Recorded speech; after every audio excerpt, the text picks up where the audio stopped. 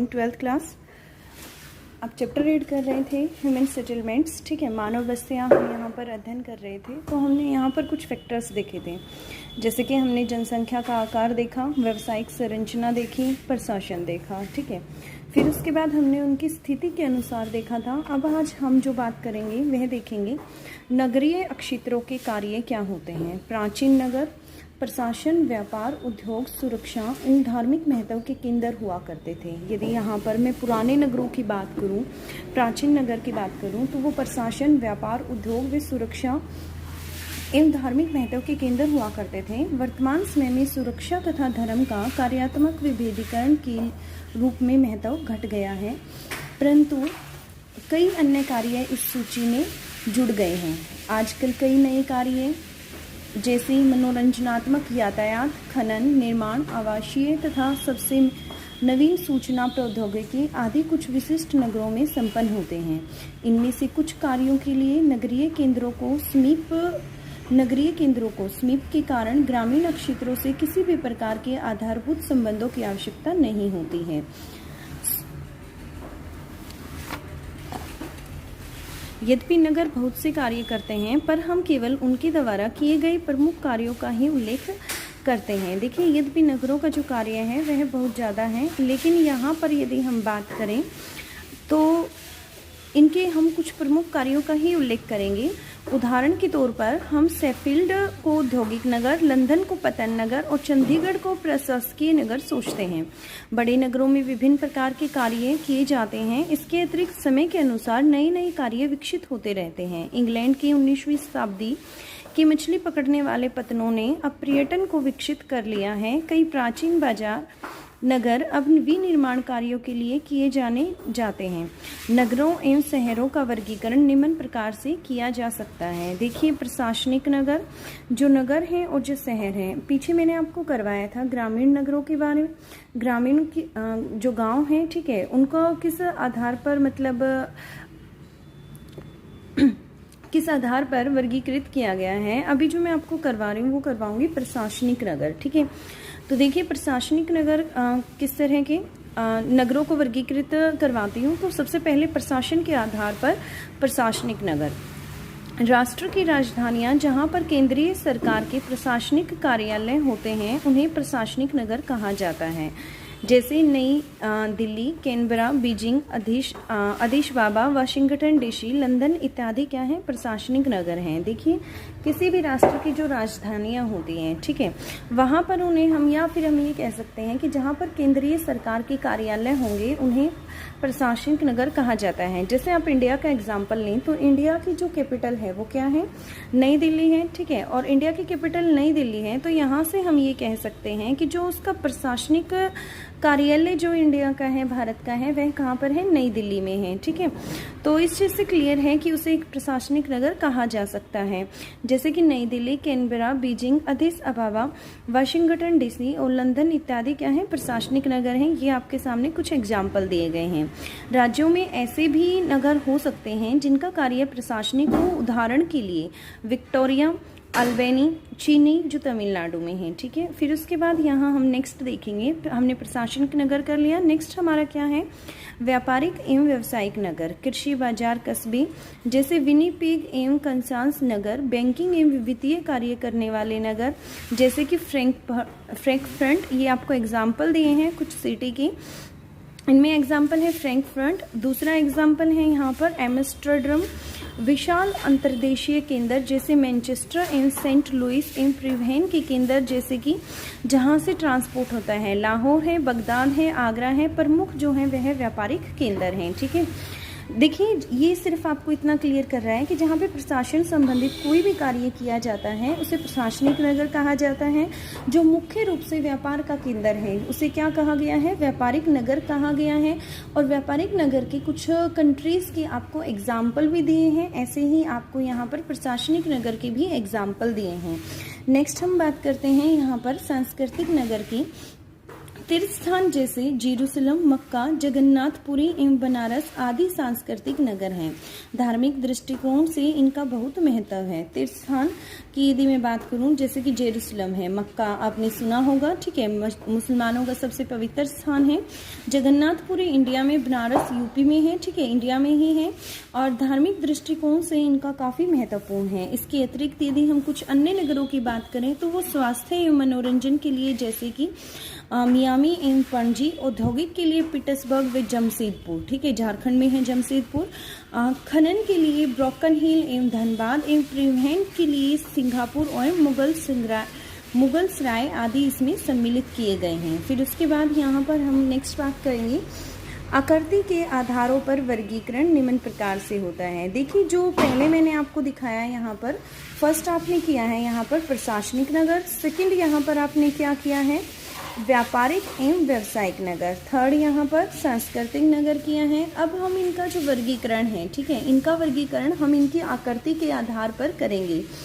तो देखिए, एक नगरीय बस्ती है, एक नगरीय बस्ती रेखीय, वर्गाकार, तारा के आकार एवं अर्धचंद्राकार हो सकती है। वास्तव में किसी भी नगर की आकृति, वास्तुकला एवं भवनों की शैली वहां के ऐतिहासिक और सांस्कृतिक परंपराओं की देन हो सकती है। देखिए, आकृति आपको विभिन्न प्रकार की बताई गई हैं। आकृतियां भिन्न भिन्न प्रकार की होती हैं, और जो जनरली जो उनकी आकृति होती है वह किस चीज़ पर निर्भर करती है, जो वहाँ की ऐतिहासिक एवं सांस्कृतिक जो परंपराएं हैं उन्हीं की देन वहाँ की आकृति होती है। विकसित एवं विकासशील देशों के कस्बे एवं नगर उनके विकास एवं नगर नियोजन में कई तरह की विभिन्नताएं रखते हैं। विकसित देशों में अधिकतर नगर योजनाबद्ध तरीके से बसाए गए हैं, जबकि विकासशील देशों में अधिकतर नगरों की उत्पत्ति जो है वह ऐतिहासिक है। देखिए, विकसित देशों में जो नगर बसाए गए हैं, ठीक है, उनको योजनाबद्ध तरीके से बसाया गया है। जैसे मैं आपको एक इंडिया का भी, वैसे इंडिया एक विकासशील देश है, ठीक है, एक डेवलपिंग कंट्री है,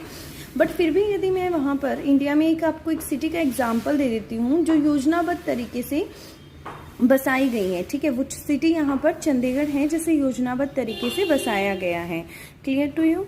और जबकि जो विशालशील देशों की मैं बात करूँ तो वहाँ पर ज़्यादातर नगर जो हैं उनकी उत्पत्ति उनके ऐतिहासिक तथा ये कह सकते हैं कि उनकी जो आकृति है वह कैसी है, अनियमित है। उदाहरण के तौर पर चंडीगढ़ एवं कैनबरा जो हैं वह नियोजित नगर हैं। देखिए, यहाँ आपको एग्जाम्पल मिल गया है। जबकि भारत में छोटे कस्बे ऐतिहासिक रूप से परकोटे से बाहर की ओर बड़े नगरीय फैलाव में गैर योजनाबद्ध तरीके से विकसित हुए हैं। ठीक है, अब देखिए, अदीस अबाबा नवीन पुष्प इथोपिया का राजधानी नगर, इथोपिया की कैपिटल है अदीस अबाबा, जैसा कि इसके नाम से विदित है। अदीस का मतलब नया, अबाबा का मतलब पुष्प। एक नया नगर जिसकी स्थापना कब की गई थी, 1878 में की गई थी। ठीक है, देखिए जनरली जो ज्योग्राफी है, ज्योग्राफी में ईयर्स इतने आते नहीं हैं, ठीक है, लेकिन यदि आपको कुछ जैसे कि अभी आपको बताया गया है कि अदीस अबाबा जो है उसकी स्थापना 1878 में की गई थी, तो ये आपके लिए यहाँ पर इम्पोर्टेंट है। फिर उसके बाद देखिए, संपूर्ण नगर पर्वतीय घाटी स्थलाकृति पर स्थित है। ये जो पूरा मतलब नगर है यह किस पर स्थित है, पर्वतीय घाटी पर स्थित है। सड़कों का प्रारूप स्थानीय धरातल से प्रभावित है। राजकीय मुख्यालय पयाजा, अरात व आमिस्ट किलो से चारों ओर सड़कें जाती हैं। मरकाटो में एक बहुत विकसित बाजार है, जिसके विषय में मान्यता है कि उत्तर में काहिरा एवं दक्षिण में जोन्सबर्ग के बीच ये सबसे बड़ा बाजार है। अदीस अबाबा एक बहुसंख्यक विश्वविद्यालय, चिकित्सा महाविद्यालय एवं कई अच्छे स्कूल होने की वजह से शिक्षा का भी एक महत्वपूर्ण केंद्र है। जिबूती अदीस अबाबा रेलमार्ग का अंतिम स्टेशन है। बोले हवाई अड्डा सापेक्ष एक नया हवाई अड्डा है। इस नगर का तेजी से विकास हुआ है क्योंकि यह इथोपिया की मध्य में स्थित है एवं कई प्रकार के कार्य जो हैं वहीं यहीं से संपन्न किए जाते हैं। उसके बाद कैनबरा की बात कर लेते हैं। अमेरिकन वास्तुविद वाल्टर बर्ली ग्रिफिन ने 1912 में ऑस्ट्रेलिया की राजधानी के लिए इस नगर की योजना बनाई थी। ठीक है, देखिए ऑस्ट्रेलिया की जो कैपिटल है वो कैनबरा है। ठीक है, और ये देखिए कि इसकी स्थापना कब की गई, 1912 में की गई। ठीक है, कौन से वास्तुविद के द्वारा इसकी स्थापना की गई थी, वाल्टर बर्ली ग्रिफिन के द्वारा की गई थी। ठीक है, this is important for you. और फिर उसके बाद कहता है भूधर्षय की प्राकृतिक आकृतियों को ध्यान में रखते हुए लगभग 25,000 निवासियों के रहने के लिए इस उद्यान नगर की कल्पना की थी। इसमें मुख्यतः 5 केंद्र हैं, प्रत्येक के अलग अलग कार्य हैं। पिछले कुछ दशकों में कई उपनगर इसके समीप बन गए हैं जिनके अपने केंद्र हैं। नगर में बहुत खुले क्षेत्र हैं, कई जो हैं वह उद्यान तथा पार्क हैं। नगरीय बस्तियों के प्रकार, ठीक है, अब अलग अलग हम टाइप पढ़ेंगे यहाँ पर। नगरीय बस्ती अपने आकार, उपलब्ध सुविधा और इनके द्वारा संपन्न किए जाने वाले कार्यों के आधार पर उन्हें कई नामों से पुकारा जाता है, जैसे कि नगर, शहर, मिलियन सिटी, सनगर, विश्व नगरी। ठीक है, तो सबसे पहले हम यहाँ नगर का मापदंड देख लेते हैं। नगर की संकल्पना को ग्राम के संदर्भ में आसानी से समझा जा सकता है। केवल जनसंख्या का आकार ही मापदंड नहीं होता है। नगरों एवं ग्रामों के कार्य की विषमता सदैव स्पष्ट नहीं होती है, परंतु कुछ विशेष कार्य जैसे कि निर्माण, खुदरा एवं थोक व्यापार एवं व्यावसायिक सेवाएं जो हैं वह नगरों में विद्यमान होती हैं। देखिए, एक जनसंख्या के आधार पर हम नगरों को नहीं बता सकते कि वो ग्राम में सम्मिलित होंगे या वो नगर होंगे। एक अकेला मापदंड जनसंख्या कंसीडर नहीं किया जा सकता। कुछ वहाँ के कार्य होते हैं जिनके आधार पर उन्हें विभाजित किया गया है। जैसे कि हम कह सकते हैं यहाँ पर कि नगरों में निर्माण, खुदरा एवं जो थोक व्यापार होते हैं या व्यावसायिक सेवाएं जो नगरों में विद्यमान होती हैं। शहरों की बात करते हैं। ये अग्रणी नगर होता है जो अपने स्थानीय व क्षेत्रीय प्रतिस्पर्धाओं को पीछे छोड़ देता है।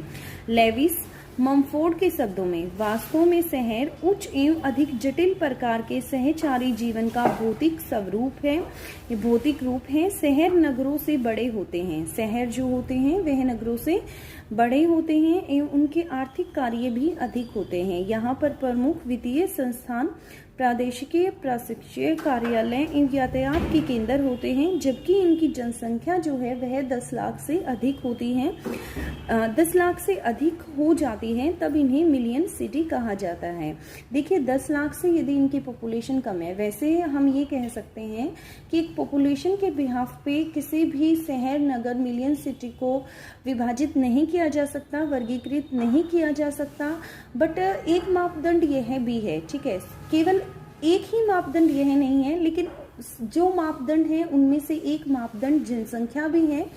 जिस भी शहर की जो जनसंख्या है, ठीक है, वह 10 लाख से ज्यादा हो जाएगी तो उसे हम क्या कहेंगे? मिलियन सिटी कहेंगे। ठीक है, 10 लाख से कम है तो वह शहर होगा, और शहर जो होते हैं वह प्राय जो है नगरों से बड़े होते हैं। Clear to you? या हम ये भी कह सकते हैं कि ये जो शहर होते हैं वो यहाँ पर कुछ प्रमुख वित्तीय संस्थान, प्रदेश की जो प्रशासकीय कार्यालय जो हैं या यातायात के केंद्र भी हो सकते हैं। अब हम बात करेंगे सन्नगर की। इस शब्दावली का प्रयोग जो है वह 1915 में सबसे पहले किया गया था। और किसने किया था? पैट्रिक गिडिज ने किया था। किसने किया था? देखिए, जो मार्क कर रही हूँ वो 1-1 मार्क्स पे आपसे पूछे जा सकते हैं। आपसे ये भी पूछा जा सकता है नगरों को परिभाषित करें। सेकेंडली आपको पूछा जा सकता है शहरों को परिभाषित करें, या मिलियन सिटी आप किसे बोलते हैं। ठीक है, आप मिलियन सिटी आप किसे कह सकते हैं, ये क्वेश्चन भी आपसे यहाँ पूछा जा सकता है। दूसरा आपसे एक क्वेश्चन पूछा जा सकता है कि सन्नगर जो है, ठीक है, सन्नगर की जो पहला शब्द कभी यूज किया गया, किस व्यक्ति के द्वारा यूज किया गया और कब यूज किया गया। ठीक है, तो 1915 में पहली बार यह यूज किया गया था। और किसने यूज किया था? पैट्रिक गिडिज ने किया था। यह विशाल विकसित नगरीय क्षेत्र होते हैं जो कि मूलतः अलग अलग नगरों या शहरों में आपस में मिल जाने से एक विशाल नगरीय विकास क्षेत्र में परिवर्तित हो जाता है। ग्रेटर लंदन, मैनचेस्टर, शिकागो एवं टोक्यो इसके उदाहरण हैं। क्या आप भारत से ऐसा उदाहरण दे सकते हैं? देखिए, मिलियन सिटी की बात करते हैं। विश्व में मिलियन सिटी की संख्या पहले की अपेक्षा जो है वह निरंतर बढ़ रही है। मिलियन सिटी, मैंने आपको एक फैक्टर बताया था पॉपुलेशन वाला, population day to day increase हो रही है, तो मिलियन सिटी जो है वह भी, उनकी जो संख्याएं हैं वह भी निरंतर जो है बढ़ती जा रही हैं। 1800 में लंदन इस श्रेणी में आया, 1850 में पेरिस, 60 में न्यूयॉर्क, 1950 तक विश्व में 80 शहर मिलियन सिटी थे। मिलियन सिटी की वृद्धि प्रत्येक तीसरे दशक में चीन 3 गुनी हुई। 1975 में इनकी संख्या 160 थी, जो बढ़कर 2005 में 438 हो गई। 70 के मध्य में 162 मिलियन सिटी थे और 2005 में इनकी संख्या में 3 गुनी वृद्धि हुई और संख्या 438 तक पहुंच गई। 2016 में दुनिया भर में 512 शहरों में कम से कम 1 मिलियन निवासी थे। 230 तक अनुमानित 662 शहरों में कम से कम 1 मिलियन निवासी होंगे। ठीक है, फिर उसके बाद नेक्स्ट देखते हैं विश्व नगरी। यह यूनानी जो शब्द है वो मेगालोपोलिस से बना है, जिसका अर्थ होता है विशाल नगर। इसका प्रयोग 1957 में जीन गोटेमन ने किया था। देखिए जो विश्व नगरी है, ठीक है, यह यूनानी शब्द जो है वह किससे बना है? मेगालोपोलिस से बना है, जिसका अर्थ होता है विशाल नगर। इसका जो प्रयोग है वह सबसे पहले कब किया गया बेटा? 1957 में किया, जीन गोटेमन ने किया था। यह बड़ा नगर प्रदेश है जिसमें सनगरों का समूह है। विश्व नगरी का सबसे अच्छा उदाहरण संयुक्त राज्य अमेरिका में है, जहां उत्तर में बोस्टन तथा दक्षिण में वासी गठन जो है तक नगरीय भूदर्शी के रूप में दिखाई देता है। अब हम यहाँ बात करेंगे मेगा सिटी का उदाहरण। एक मेगा सिटी शब्दावली उन नगरों के लिए प्रयुक्त की जाती है जिनकी जनसंख्या मुख्य नगर व उपनगरों को मिलाकर 1 करोड़ से अधिक हो। सबसे पहले 1950 में न्यूयॉर्क ने यह श्रेय प्राप्त किया था, जब उसकी जनसंख्या जो है 1 करोड़ 25 लाख तक हो गई थी। वर्तमान में 25 मेगा सिटी हैं। पिछले 50 वर्षों में विकसित देशों की अपेक्षा विकासशील देशों में इनकी संख्या जो है वह बढ़ी है। ठीक है, देखिए मैंने आपको पहले भी बताया है मेगा सिटी का सबसे बड़ा रीजन यहाँ पर क्या है? पॉपुलेशन है। ठीक है, और पिछले यदि हम 50 सालों की बात करें तो जो विकसित देश हैं, ठीक है, विकसित देशों के कंपैरिजन में जो विकासशील देश हैं उनमें इनकी जनसंख्या जो है वह काफी बड़ी है। ठीक है, फिर देखिए कुछ नगर व देश का नाम हम देख लेते हैं जहाँ पर जो जनसंख्या है वह 10 लाख में, ये इस तरीके से आपको एक टेबल दी गई है। ठीक है, आप इसे रीड आउट कर सकते हैं, इससे आपको इन्फॉर्मेशन मिल जाएगी कि किस नगर की कितनी पॉपुलेशन है। कुछ मुख्य कंट्रीज हैं, ठीक है, और उन कंट्रीज की जो नगर हैं उनकी जनसंख्या आपको यहाँ बताई गई है। Clear to you? फिर उसके बाद यहाँ हम नेक्स्ट करेंगे विकासशील देशों में मानव बस्तियों की समस्याएं। विकासशील देशों में बस्तियों से संबंधित कई प्रकार की समस्याएं हैं, जैसे अवाहनीय जनसंख्या का केंद्रण, छोटे व तंग आवास एवं गलियां, पीने योग्य जल जैसी सुविधाओं की कमी। इसके अतिरिक्त इनमें आधारभूत ढांचे जैसे कि बिजली, गंदे पानी की निकासी, स्वास्थ्य एवं शिक्षा आदि सुविधाओं की भी कमी होती है। नगरीय बस्तियों की समस्याएं देख लेते हैं। रोजगार के अवसर एवं नागरिक सुविधाओं के लिए मानव शहरों की ओर आता है। देखिए जो जनसंख्या आज के टाइम पे नगरों में ज़्यादा बढ़ती जा रही है, उसका रीज़न क्या है? क्योंकि लोगों को एम्प्लॉयमेंट मिले, रोजगार के साधन उपलब्ध हों और नागरिक सुविधाएं उनको उपलब्ध हों। ठीक है, इसलिए जो मानव है वह शहरों की तरफ बढ़ने लग रहा है। परंतु विकासशील देशों में अधिकतर जो शहर हैं वह अनियोजित है। ठीक है, यदि मैं विकसित देशों की बात करूं तो विकसित देशों में जो है वह मतलब एक प्लान के द्वारा बसाए गए शहर हैं, लेकिन विकासशील देशों में जो ज़्यादातर शहर हैं वह अनियोजित हैं। अतः आने वाले व्यक्ति अत्यंत भीड़ की स्थिति पैदा कर देते हैं। विकासशील देशों के आधुनिक आवासों की कमी, लंबवत विस्तार, बहुमंजिला मकान आप देख सकते हैं। ठीक है, जैसे आप यहाँ इंडिया का एग्जाम्पल लीजिए तो आप दिल्ली का एग्जाम्पल लेंगे तो वहाँ पर काफ़ी हाई बिल्डिंग्स हैं तथा गंदी बस्तियों की वृद्धि जो है वह इनकी प्रमुख विशेषताएं हो गई हैं। अनेक शहरों में जनसंख्या का बढ़ता भाग निम्न स्तरीय आवासों जैसे गंदी बस्तियां, अनधिकृत बस्तियों में रहते हैं। भारत के अधिकांश मिलियन सिटी 25% निवासी जो हैं, ठीक है, वह अवैध बस्तियों में रहते हैं। इलीगल जो सेटलमेंट्स हैं उनमें नियर अप्रोक्स 25% जो मिलियन सिटी की पॉपुलेशन है वो लाई करती है, और ऐसे नगर अन्य नगरों की अपेक्षा जो है वह दोगुनी तेजी से बढ़ रहे हैं। एशिया पैसिफिक देशों में नगरीय जनसंख्या का 60% भाग अनधिकृत बस्तियों में रहता है। आर्थिक समस्याएं देखते हैं। विश्व के विकासशील देशों में देशों के ग्रामीण व छोटे नगरीय क्षेत्रों में रोजगार के घटते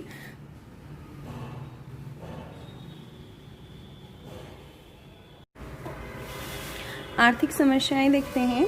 विश्व के विकासशील देशों के ग्रामीण व छोटे नगरीय क्षेत्रों में रोजगार के घटते अवसरों के कारण जनसंख्या का शहरों की ओर पलायन हो रहा है। देखिए, यदि मैं ग्रामीण क्षेत्रों की बात करूं या छोटे जो नगरीय क्षेत्र हैं उनकी बात करूं, तो जो रोजगार के अवसर हैं वह दिन प्रतिदिन घटते जा रहे हैं, ठीक है, और जनसंख्या जो है वह उनकी बढ़ती जा रही है। इसी वजह से जो जनसंख्या है, जो लोग हैं, वह शहरों की तरफ पलायन कर रहे हैं। यह विशाल प्रवासी जनसंख्या नगरीय क्षेत्रों, अकुशल तथा अर्धकुशल श्रमिकों की संख्या में अत्यधिक वृद्धि कर देती है, जबकि इन क्षेत्रों में जनसंख्या पहले से ही चरम पर होती है। सामाजिक और सांस्कृतिक समस्याएं देख लेते हैं। विकासशील देशों के शहर विभिन्न प्रकार के सामाजिक बुराइयों से ग्रस्त हैं। अपर्याप्त वित्तीय साधनों के कारण बहुसंख्यक निवासियों की आधारभूत सामाजिक ढांचागत आवश्यकताएं भी पूरी नहीं हो पाती हैं। यदि मैं बेसिक नीड की बात करूं, तो जो विकासशील देश हैं, ठीक है, वहाँ की जो नगर हैं उनकी जो आधारभूत मतलब आवश्यकताएं हैं वो भी कंप्लीट नहीं हो पाती हैं। उपलब्ध स्वास्थ्य एवं शिक्षा संबंधी सुविधाएं गरीब निवासियों तक पहुंच से बाहर रहती हैं। विकासशील देशों में स्वास्थ्य सूचक जो है वह भी एक निराशाजनक चित्र प्रस्तुत करते हैं। बेरोजगारी और शिक्षा की कमी के कारण अपराध अधिक होते हैं। ग्रामीण क्षेत्रों से स्थानांतरित जनसंख्या में पुरुषों की अधिकता के कारण इन नगरों की जनसंख्या का लिंग अनुपात भी असंतुलित हो जाता है।